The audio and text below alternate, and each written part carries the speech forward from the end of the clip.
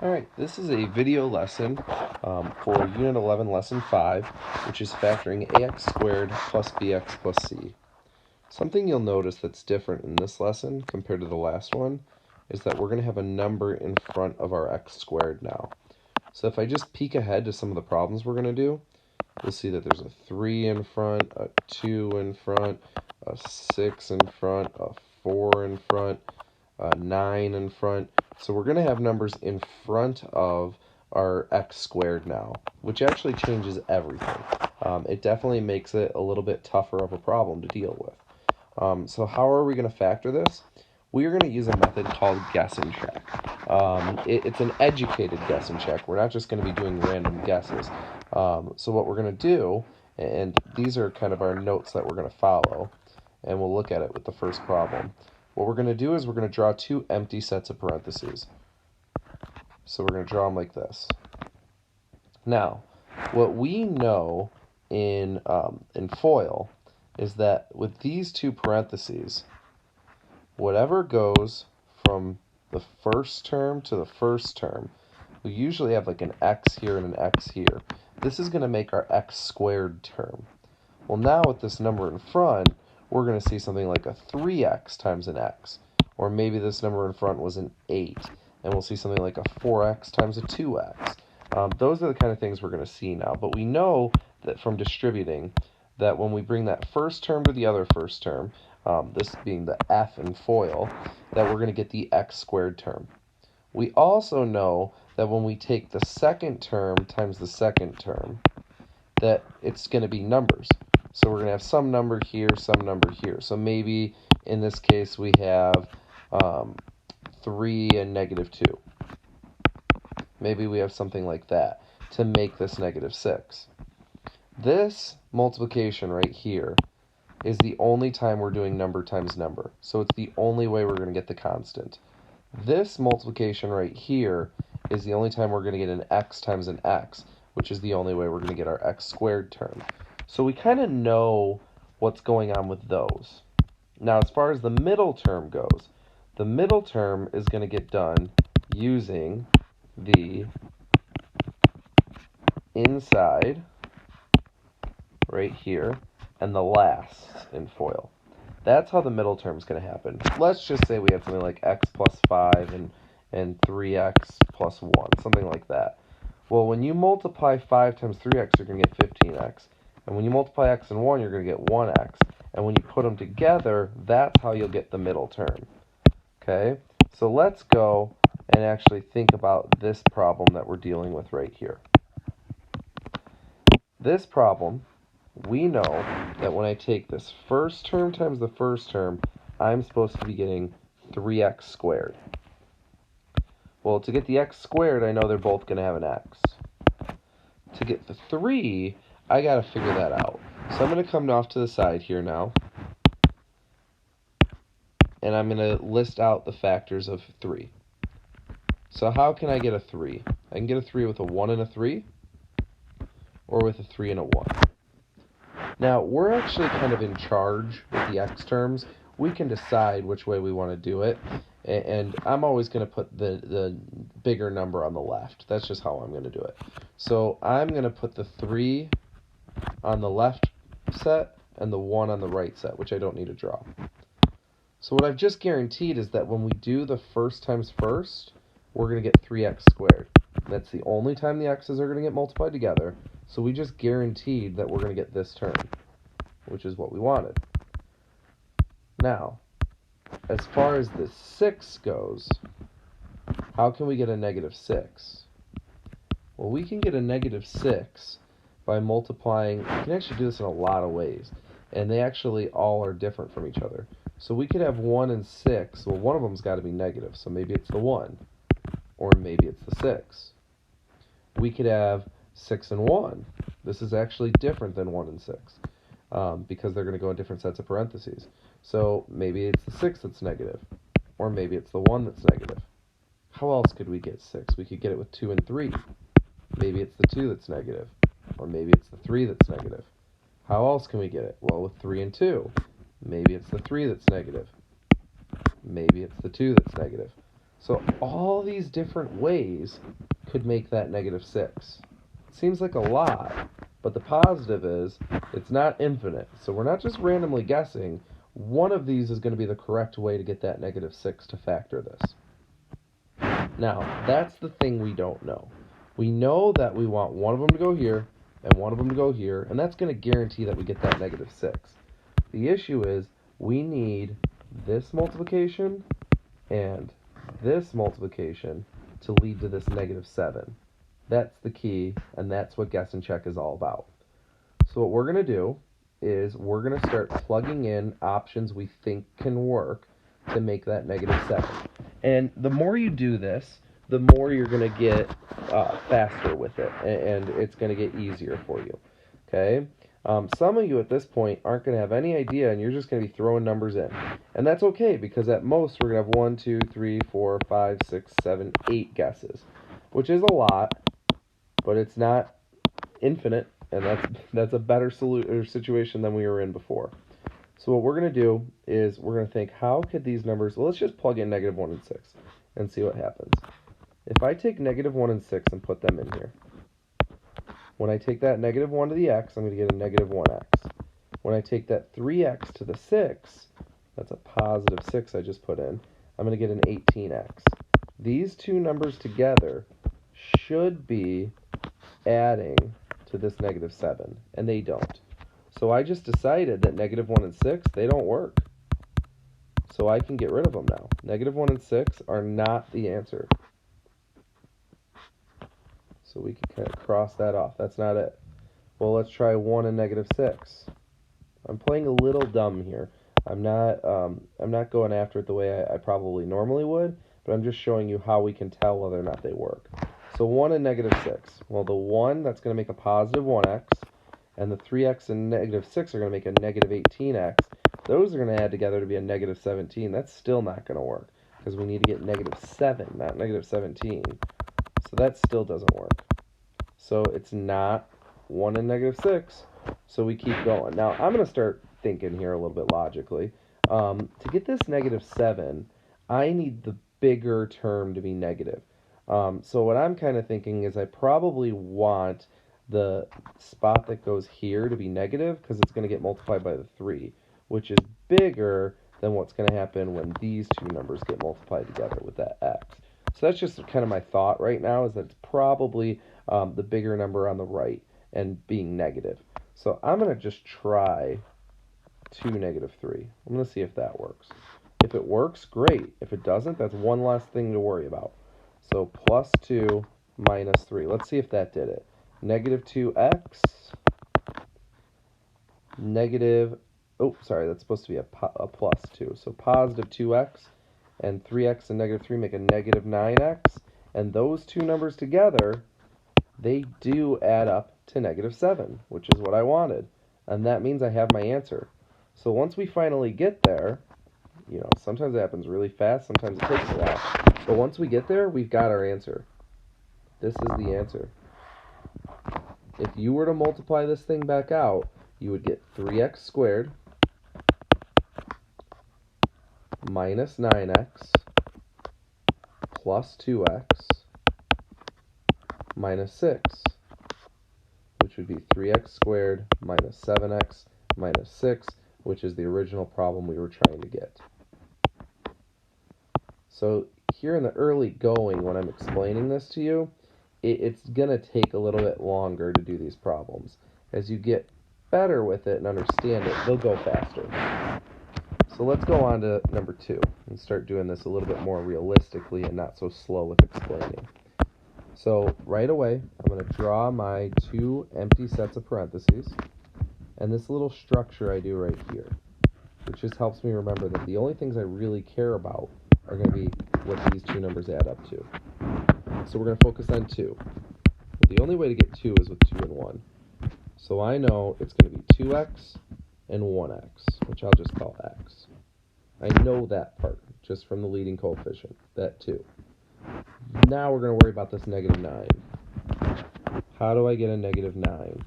Well, it can be with 1 and 9. One of them's got to be negative. Maybe the other one's negative. It could be with 3 and 3. One of them's got to be negative, or maybe it's the other one that's negative. And that's actually it. There's no other ways to make 9. So this time I only have 4 possibilities. One of these 4 is going to be the right combination. So we can either just start plugging and chugging, or we can think about it a little bit first. Right away, what I'm thinking is 17. Well, it's going to get multiplied by a 9 or a 2 and a 1. So 17, I kind of like the idea of putting a 9 over here, because then it's going to make 18, and then this part's going to make a 1. So I'm kind of leaning towards that. So let's try 1 and negative 9, the very first one that I wrote. Positive 1 and negative 9. Let's see what that does. The middle, when I bring the 1 to the x, I'm going to get a 1x.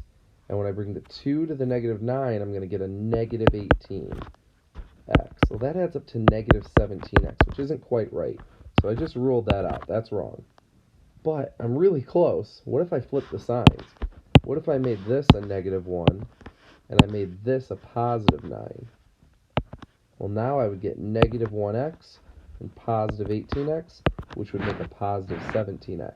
And that's what I was looking for. So that's the combo, negative 1 and positive 9. Meaning this is our answer right here.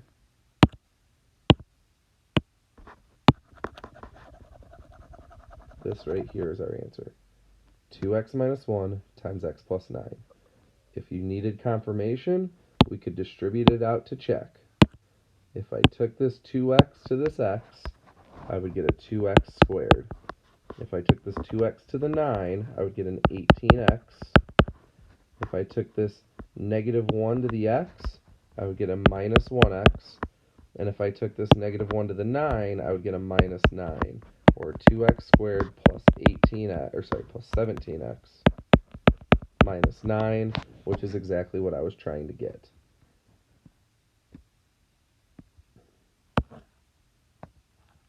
On to number 3. So 3 is a little bit more challenging because there's a couple of ways that I could get this 6. So we're going to draw our parentheses out. And what I'm going to look for here is I'm going to look for ways to get 6. So it could be 6 and 1, or it could be 3 and 2. We have a little bit more control on the A. This is our A. I have a little bit more control. I don't have to consider it with 6 and 1, or 1 and 6, 3 and 2, or 2 and 3. I can control it and just put it in whatever order that I want. Because the second number, when I go up to this negative 5, that's when we're going to have to leave it up for grabs on which direction it goes. So I'm either dealing with this, and then I got to go find these, or I might be dealing with this.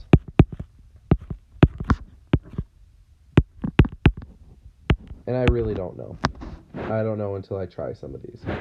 Luckily for us on this problem, this is a prime number, so there's not a whole lot of combinations with this. For negative 5, it could be 1 and 5 with the 1 negative, or the 5 negative, or it could be 5 and 1 with the 5 negative, or the 1 negative. So I have 4 options for either one of these. And once I find the one that works, we're good. But I have 4 options for each one. If you think you can logically do it, great. If you can't, let's just plug and chug and see if we get it. So I'm going to put my little structure in here. Okay, and we're going to try it with negative 1 and 5. Negative 1, positive 5. There's also some tricks I can start to tell you about as well that kind of rule out some of the possibilities. So this becomes a negative 1x, and this becomes a 30x. That's not going to do it. It's not making the negative 7 that I need in the middle. So it's not negative 1 and 5. And it's not particularly close, so I'm really guessing it's not 1 and negative 5 either, but we'll put them in just to confirm it. Let's see if it's 1 and negative 5. That makes a 1x, that makes a negative 30x, and like I said, I could kind of tell that I was going to get 1 and 30 anyway, and there's no way 1 and 30 are going to add together to make that negative 7. So it's not either of these. And then let's try it with the 5. So let's put the negative 5 first and the 1 second.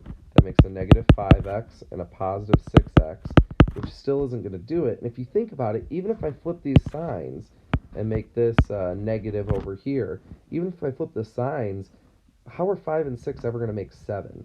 So I can kind of rule out either one of those combinations. I don't think either one's going to work. And what that means is it's not 6x and 1x. We must be dealing with this bottom set of parentheses. Okay, so let me redraw up my options for 5. Remember, it was 1 and 5 with the 1 negative, 1 and 5 with the 5 negative, 5 and 1 with the 5 negative, and 5 and 1 with the 1 negative. Let's try these now. What if I put the 5, I'm going to try it with the 5 over here. We'll try it as a negative 5 and a positive 1. I'm just trying it. I kind of think 5 and 2 is going to make a 10, 3 and 1 is going to make a 7. So that's kind of what I'm thinking right now. We're going to try it. Negative 5 and 2 make a negative 10x. 3x and 1 make a positive 3x. And our answer is 7x, and that's exactly what I wanted. Oh, sorry, negative 7x. And that's exactly what I wanted from up here. So that's it. We finally found it. Took 5 tries, but we got there. And you will learn that there's some tricks you can do to start ruling out options, and you probably won't have to try all 5. You'll probably learn how to get it in a couple of tries. And that's what we'll try to do here on these last couple of problems. We'll try to go a little bit faster now. So, parentheses, parentheses. Get that going. It's either 4 and 1 or 2 and 2. It's one of those combinations. So it might be 4m and 1m, or it might be 2m and 2m. I really don't know. Can't tell. But I'm going to write out either option. We'll draw our little structure here, which is really helpful. Okay. Now, as far as the 12 goes, we've got a lot of options with that 12. So this is a problem that might take a little while. Okay, but I'll start teaching you some tricks as we do this one. So for 12, everything in this problem is positive. So I don't need to consider, like, what if the 1 and 12, what if the 1's negative? There's no negatives in this problem, so we can safely assume everything's going to be positive. So we could have 1 and 12 or 12 and 1. We could have 2 and 6 or 6 and 2. We could have 3 and 4, or we could have 4 and 3. That's really it. With no negatives in this problem, we don't have to worry about that aspect.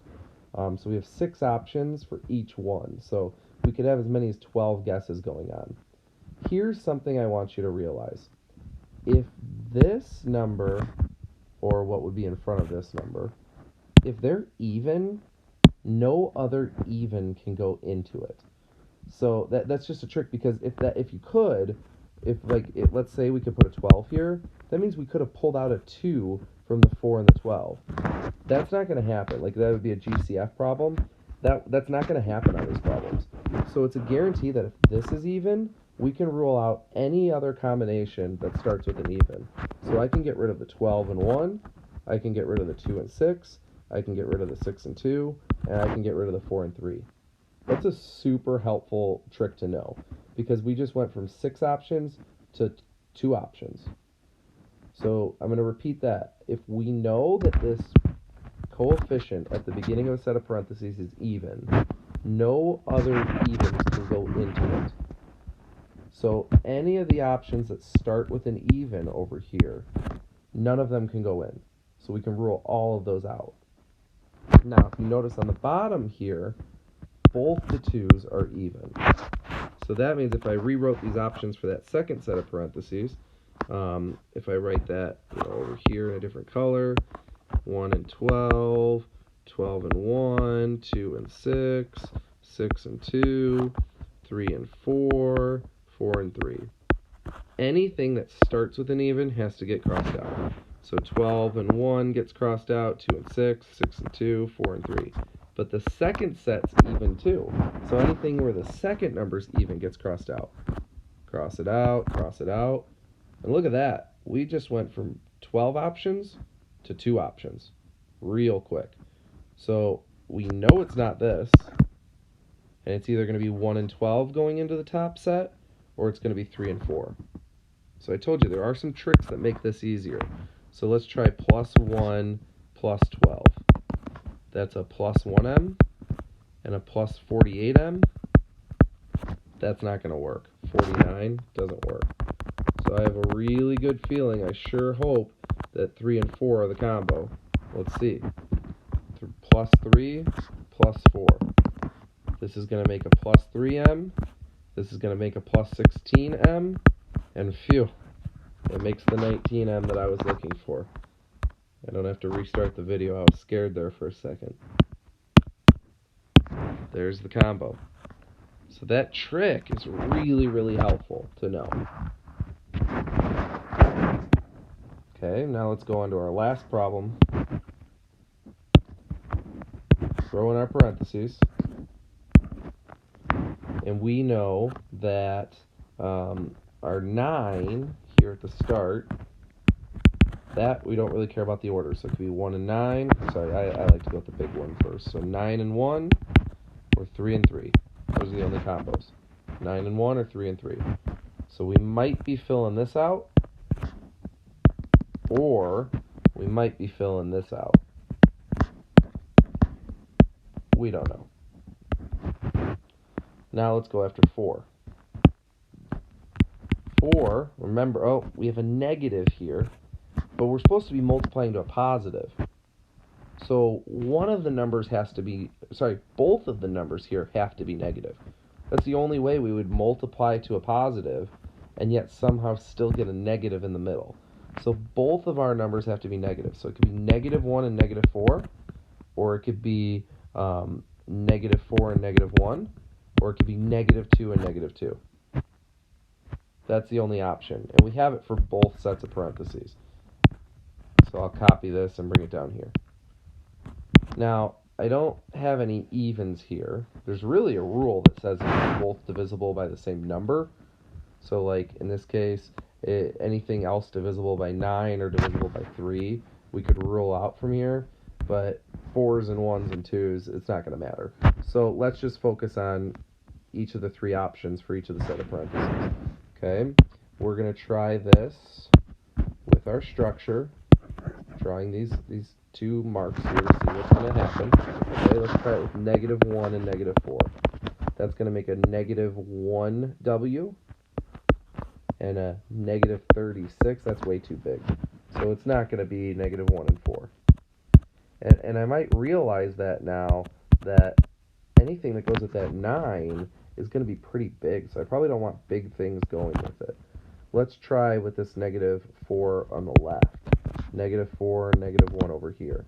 It's going to make a negative 4w and a negative 9w, which is really close to that negative 12, but it's negative 13, so it doesn't do it. So that one's ruled out as well. Doesn't work. Let's try the negative 2 and the negative 2. I think this is going to be too big. Negative 2w in the middle, negative 18w, negative 20. If we were to add them up, we'd get negative 20. That doesn't work. So I just ruled this out. It's not 9w and 1w. So we must need to look down here. And by the way, if you were just suspicious from the beginning of this problem about putting the 9 and the 1, you're like, I bet it's 3 and 3. Nobody said you have to start looking at these. You could have absolutely started this problem looking down here. So use educated guesses. Start where you have a hunch or an educated guess of where you should start guessing. But just know that there's only 6 possibilities. So go in whatever order you want. Okay, so we're going to try this with negative 1 here and negative 4 here. That's going to make a negative 3w, and this is going to make a negative 12w, which it's too big. It's not going to work. And I just, thinking about it, I just realized that, it's going to help, or like 3 and 3, well, if I want to make a 12, wouldn't a 6 and a 6 be a good way? Well, how could I do that? Well, if I throw some 2's in here, how about the negative 2 and the negative 2? I got a feeling that one's going to work. Negative 6w, negative 6w, together that makes a negative 12w. That's what we wanted. That was the middle from the beginning of this problem, and we've got our answer. 3w minus 2 times 3w minus 2, which if you didn't know, you can actually write that as 3w minus 2 all squared. Same answer, and I don't really care which one you use. And that's it. So let's just recap what we did in these problems. Okay, it was a lot. We did a lot in these problems. So what we did was we always looked at the leading coefficient, and we set up the parentheses based on it. If it's prime, meaning only itself and 1 are the factors, then it's pretty easy. We knew there was a 3x and a 1x set of parentheses, and we just, started guessing using the combos over here. Okay? Remember how I was talking about the fact that if they're both divisible by the same number, they can't go in the same parenthesis? Well, if you think about it, this one had a 3 right here. That means nothing divisible by 3 could go into that parenthesis. So I could have right away ruled out the 6's and the 3's. Those were never going to go in the first set of parentheses.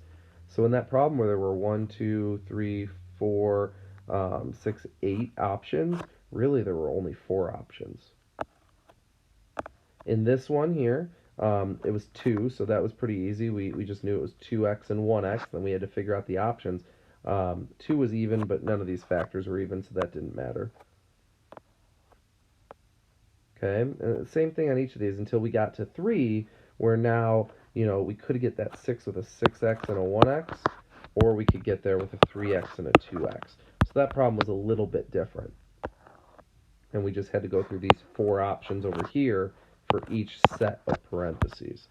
So a little bit different when the leading coefficient's not prime. Okay? Hopefully you're understanding that. Please reach out if you have any questions. But that's one of the biggest skills you'll learn in all of algebra is what we just did. How to factor when the leading coefficient